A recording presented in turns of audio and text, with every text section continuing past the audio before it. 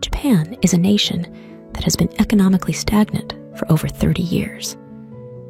In terms of GDP, their economy is not growing at all. Even this year, they experienced a recession.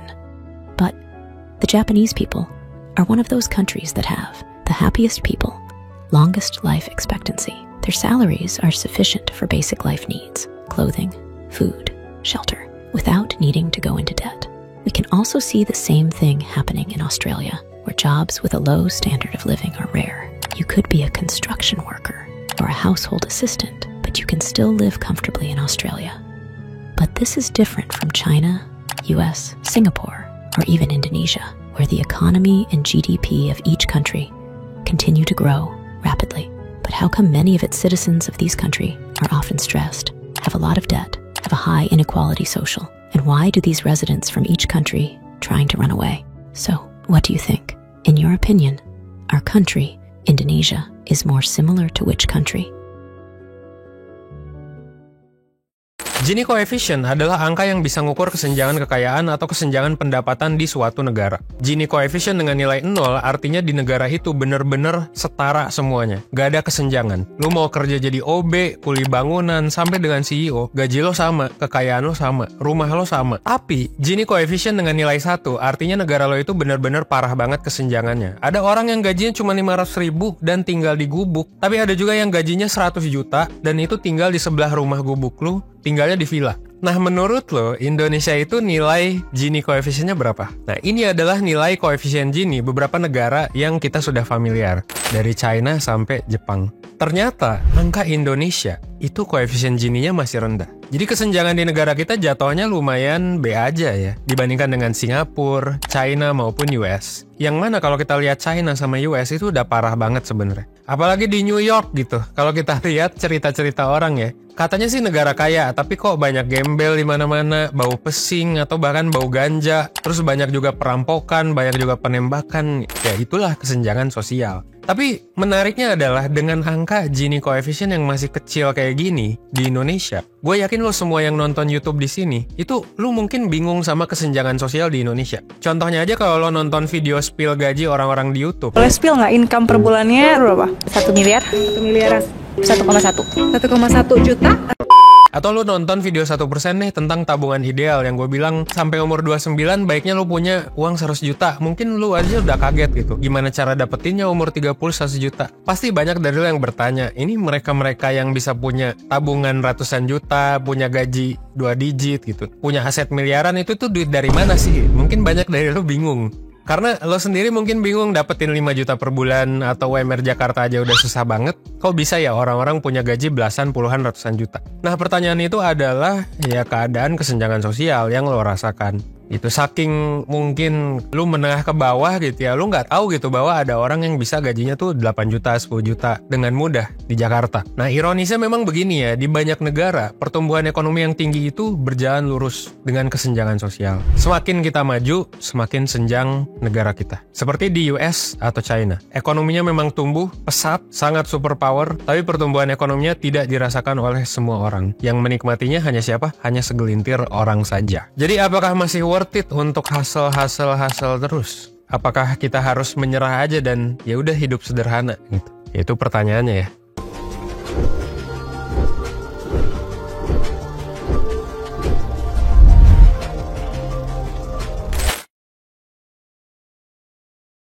Jepang dan Australia adalah negara maju. Menariknya adalah kesenjangannya tuh relatif rendah. Nah ya. Dari angka koefisien Gini negara maju kayak Australia atau Jepang, kita bisa lihat bahwa ternyata ada ya negara yang lumayan utopis gitu. Bahwa ternyata bisa loh, ekonomi itu maju, public transport bagus, Pokoknya segala rupa dibiayain lah ya sama pemerintah, enak gitu hidupnya. Tapi bisa dirasain sama hampir semua orang. Makanya kesenjangannya rendah. Dan kita mungkin bisa belajar gitu ya, bahwa orang-orang dan pemerintah di Jepang dan Australia ternyata mengerti loh bahwa gak perlu ambis-ambis banget untuk hidup. Bahwa gak perlu loh untuk jadi kaya, misal kita invest high risk di kripto gitu. Gak perlu loh, lu jadi kayak gua gitu misal, jadi content creator ya, jadi pebisnis, biar kaya gitu. Gak perlu, karena faktanya kerja biasa-biasa aja, atau jadi pekerja kasar nih ya, di Jepang dan Australia itu udah lebih dari cukup buat hidup. Kita jadi mungkin bisa belajar itu, bahwa sebetulnya individu tuh gak perlu ambis-ambis banget. Hidup tuh gak perlu loh ngejar-ngejar duit terus, gak perlu loh uang didewakan banget. Dan ternyata banyak masyarakat di beberapa negara tertentu sudah membuktikan ini. Meskipun di Indonesia belum ya. Karena kalau kita pikir-pikir lagi, emang siapa sih yang butuh duit misalnya achieve 1 miliar pertama di umur 20-an gitu? Kan kita nggak butuh juga, buat apa gitu? Kenapa harus kerja keras banget sih? Nah ya, makanya gue membuat video ini,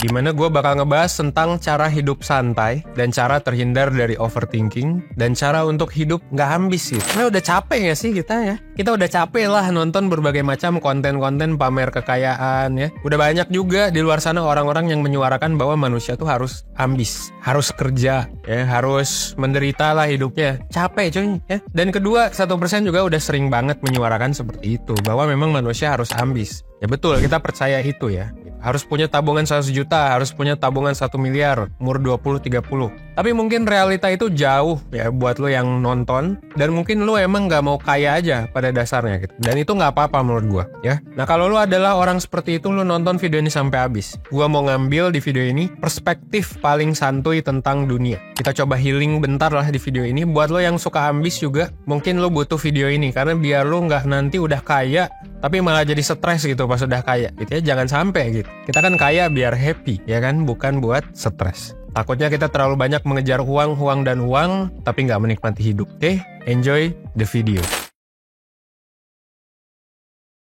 Di China kita bisa melihat bahwa sekarang ada gaya hidup yang dinamakan bailan. Bailan itu kalau ditranslate mentah artinya adalah let it rot, alias ya udah dibiarin membusuk aja. Bailan ini adalah fenomena yang terjadi pada Gen Z di China yang ngerasa bahwa hidup ini tuh udah kagak jelas, mendingan gua nyerah aja, mendingan gua fuck up aja, mendingan gua mabok-mabokan tidur di jalan aja udah. Dan ini tentu adalah jawaban yang bisa jadi dalam tanda kutip make sense buat negara yang kebanyakan populasinya ateis, ya, nggak percaya agama. Kalau di Indo mungkin kalau lu miskin, ya lu masih punya pelariannya ke agama gitu ya. Hidup lu fuck up, ya lu bisa ke agama. Lagi pula kesenjangan kita juga kan nggak setinggi di China. Kalau di China mereka miskin, pelariannya kemana? Nggak ada. Ya udah emang fuck up aja hidupnya, tinggal nunggu meninggal gitu mungkin kalau di sana ya. Sayangnya, fenomena bailan ini bukan cuma terjadi di China. Ini juga udah gue lihat terjadi di sebagian populasi Gen Z Indonesia. Banyak Gen Z yang akhirnya jadi sampah masyarakat, gak punya ambisi apa-apa, memilih buat nyerah, tapi kalah gitu. Ya, dan agama pun seringkali dijadikan tameng untuk hidup gue fuck up ya nggak apa-apa lah, ini cuma dunia dan lain-lain gitu. Ya kalau hidup lu fuck up ya dibenerin lah harusnya ya gitu. Ya belajar agama nggak salah, cuman harus disertai juga dong gitu. Kan bukan berarti materi di dunia tuh nggak penting gitu. Lu mesti bisa hidup juga. Memang menyerah juga nggak salah ya, karena kadang buat menang perang bisa jadi kita harus mundur dulu ya kan, istirahat dulu baru lakuin serangan balik. Masalahnya adalah banyak yang malah mundur terus gak ngapa-ngapain, akhirnya depresi gitu, menyerah terus mati gitu loh ya. Apakah kita bisa menyalahkan orang-orang yang depresi ini? Ya tentu tidak, karena hidup memang sulit. Kita baru ngomongin uang dari tadi, belum masalah lain kayak misalnya keluarganya toksik lah, sandwich generation, jomblo menahun, gak punya temen, dan berbagai masalah lain yang bikin Gen Z ini akhirnya menyerah. Belum lagi pas lihat sosmed ya disuguhi sama konten-konten yang gila gitu, entah konten selingkuh lah atau konten cara dapetin 1 miliar pertama di usia 20-an gitu, yang mungkin sulit gitu ya untuk dicapai. Jadinya kita ekspektasinya tinggi, usahanya rendah, mending nyerah aja. Konten kayak gitu jadi nyebelin aja ya kan. Konten yang seharusnya dibuat oleh orang yang udah sukses gitu, bikin orang harusnya jadi merenung, malah bikin orang jadi tersinggung. Apalagi IQ Indonesia rendah-rendah, ya dikasih konten begitu pada tersinggung lah, bukan merenung. Bener gak? That's why menurut gua kita harus belajar dari Jepang yang ekonominya stagnan tapi kok orang-orangnya bisa cenderung bahagia ya, kok panjang umur gitu orangnya. Kalau kita lihat, ekonomi Jepang itu sudah puluhan tahun tidak bertumbuh, stagnan aja. Bahkan sekarang mereka lagi resesi. Tapi menariknya adalah mereka bisa bikin ekonomi stagnan ini jadi bagus buat rakyatnya. Oh bagus Van, kan nggak ada pertumbuhan ekonomi. Well, bagus karena kesenjangan ekonominya relatif rendah. Yang kaya banget ada, tapi yang miskin banget itu jarang lah di Jepang. Ya, kita jarang lihat gembel gitu. Kayak gitu-gitu di Jepang jarang. Pemerintah dan masyarakat Jepang ternyata berhasil membuat orang biasa, para kelas menengah ke bawah ini, menikmati stagnasi ekonomi. Jadi meskipun stagnan, nggak bertumbuh, ekonominya jadi merata. Jadi nggak ada tuh kenaikan kekayaan pejabat yang tidak wajar gitu ya. Atau kenaikan kekayaan influencer ya yang tidak wajar gitu. Nggak ada tuh kerja jadi supir taksi, kuli bangunan, terus dihina sama orang karena gajinya dianggap kecil, nggak juga. Beda lah dengan di Indonesia ya. Orang-orang Jepang ternyata bisa hidup sederhana, bisa hidup cukup, bisa hidup bahagia, bisa hidup panjang umur. Karena ya itulah hasilnya ya. Ketika hidup udah merata, hidup udah cukup, kita bisa jadi bahagia dan panjang umur. Nah, buat lo semua warga-warga Indonesia, kita bisa belajar dari Jepang. Apa yang dilakukan orang Jepang? Ada beberapa. Pertama, kerja yang benar, tapi ketahui batasan diri lo. Orang Jepang tuh gue lihat nggak yang kayak ambis terus maksa gitu. Jadi kayak misalnya, oh gue harus punya ini dulu. Rata-rata orang Jepang tuh gue lihat ya menghargai proses. Jadi mereka nggak maksa buat jadi orang lain yang bukan mereka. Jadi kalau memang si orang Jepang ini merasa nggak cocok jadi pebisnis, dia bakal jadi karyawan. Kalau dia misalnya mungkin nggak paham kripto gitu ya, atau nggak suka investasi gitu, ya dia nggak akan investasi. Nah ini yang gue lihat dilakuin oleh banyak orang Jepang. Biasanya mereka memilih satu bidang, kerja yang benar, dedikasi di sana, punya integritas, punya loyalitas. Saking berintegritas, saking dedikasinya, nggak jarang dedikasinya ini bisa sampai puluhan tahun, atau bahkan seumur hidupnya. Nah jadi kuncinya, orang Jepang, gimana cara biar happy, gimana cara biar panjang umur, kerja ya, kerja keras, tapi ketahui batasan diri lu. Gak semua orang ditakdirkan jadi content creator, gak semua orang ditakdirkan jadi entrepreneur, gak semua orang ditakdirkan untuk investasi, ya untuk punya passive income, tapi semua orang bisa kerja keras di satu bidang sampai jadi expert. Terutama bidang yang disuka. Gak kerasa kerja malah kalau bidang yang disuka ya. Yang kedua, biasanya orang Jepang itu punya hobi atau tempat kabur.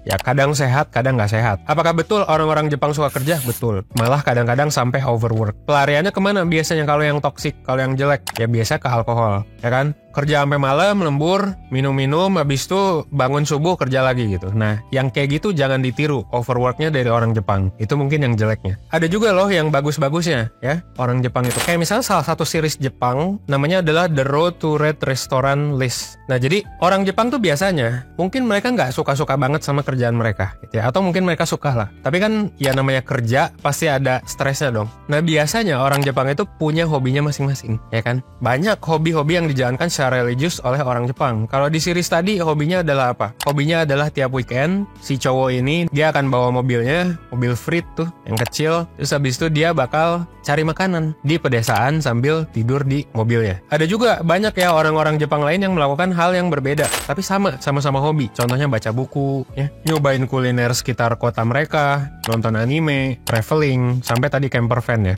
Nah, menurut gua semua orang, dan ini juga yang dilakukan orang Jepang, mereka tuh biasanya punya tempat kabur. Nah, usahakan punya tempat kabur yang sehat. Apalagi buat lo yang gampang capek, gampang stres. Makanya gue menyarankan semua orang itu untuk punya hobi. Karena kalau lo nggak punya hobi, lo nggak akan punya tempat untuk kabur sejenak dari segala urusan lo. Akhirnya apa? Ya fuck up. Dan biasanya orang yang nggak punya hobi juga akan menggantungkan kebahagiaannya ke objek lain yang nggak bisa dia kontrol. Contohnya apa? Pasangan, ya kan? Ngarep pasangan tuh harus bikin kita happy. Pekerjaan, uang, atau apapun yang sebenarnya nggak 100% bisa kita kontrol. Dan nggak sustainable juga. Mau sampai kapan sih kita mengutamakan kebahagiaan, misalnya uang gitu? Ya akan selalu ada orang yang punya uang lebih banyak. Atau pasangan, ya mungkin pasangan kita kadang-kadang capek, kadang-kadang bete, nggak bisa memenuhi keinginan kita gitu, ya kan? Baiknya semua orang itu makanya punya hobi buat tempat kabur sejenak, karena hobi itu salah satu hal yang so far bisa kita kontrol itu dibandingkan hal-hal lain. Kalau nggak punya hobi gimana? Kalau nggak punya hobi, yang harus lo lakukan, poin ketiga nih ya, yang harus lo lakukan adalah explore. Jadi salah satu cara terbaik buat orang kecapean,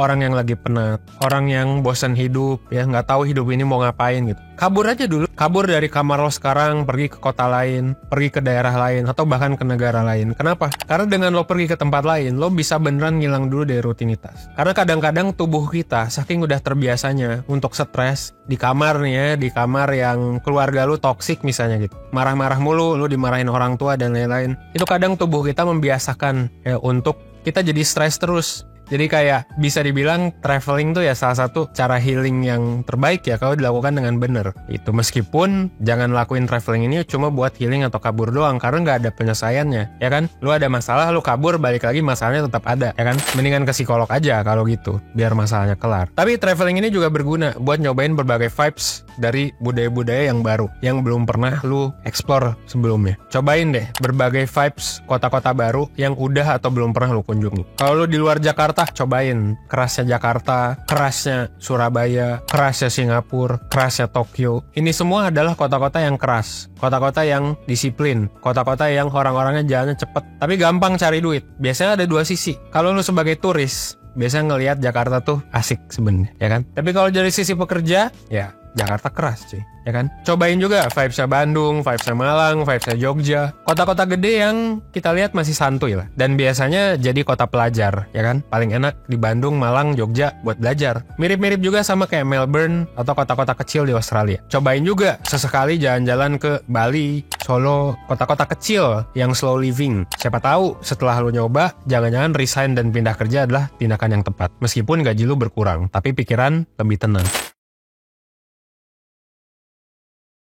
Dalam 1 tahun terakhir, gue juga akhirnya mulai banyak traveling, dan akhirnya gue juga bikin salah satu akun Instagram baru, namanya adalah Evans Travel Guide, dan itu sebenarnya jujur adalah pengalaman yang oke banget sih dalam hidup gue ya. Gue jadi tahu prioritas gue apa, gue jadi tahu gue mau tinggal di mana, dan gue jadi tahu kalau misalnya ke luar negeri itu tuh nggak butuh banyak duit. Jadi buat lo yang nggak punya banyak duit, ngerasa kayak susah keluar dari zona nyaman lo sekarang atau tempurung lo sekarang, jangan lupa traveling tuh bukan cuma soal nikmatin hal-hal fancy. Traveling tuh bukan cuma harus budget gede gitu. Justru menurut gue pribadi, yang berharga soal traveling adalah gimana kita semua bisa relate sama kota tersebut. Bisa nikmatin culture-nya, bisa ngelihat ini kota cocok gak sih sama gue. Lagi pula kalau kita sedikit aja teredukasi, nyari makanan murah tuh mudah sebenarnya. Di Bali tuh banyak makanan misalnya harganya 10-15 ribu. Tapi banyak orang yang liburan ke Bali habis jutaan dalam beberapa hari. Yaitu kalau ke kafe-kafe mahal, ya kan? Ya boleh dong ke kafe mahal, gue juga suka. Tapi kalau lagi gak ada duit, banyak juga opsi lain. Jadi slow living atau traveling itu nggak selalu mahal,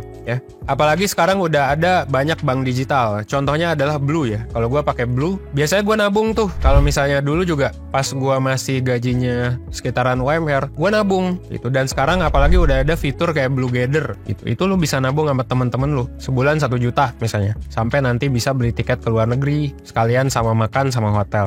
Itu tuh asik banget sebenarnya. Hidup cukup kayak gitu ya. Tapi bisa jalan-jalan ke luar negeri, menurut gue itu asik banget sih. Gue kalau balik lagi ke gaji UMR, apakah gue bakal ngejar 1 miliar pertama, 2 miliar pertama? Mungkin enggak ya. Karena gue udah merasakan juga punya duit tuh nggak sepenting-penting banget itu lah. Meskipun ini ironis ya, karena gue bisa dibilang ya gue punya duit gitu sekarang. Tapi gue bilang kayak gitu. Itu sih ya. Jadi jangan lupa bahwa ke luar negeri, explore, healing itu bisa di planning. Mulai dari 3 bulan sampai setahun bisa di planning. Gitu. Ke Jepang juga bisa kok dengan gaji UMR. Dan jangan lupa juga, ya ini sedikit pesan sponsor.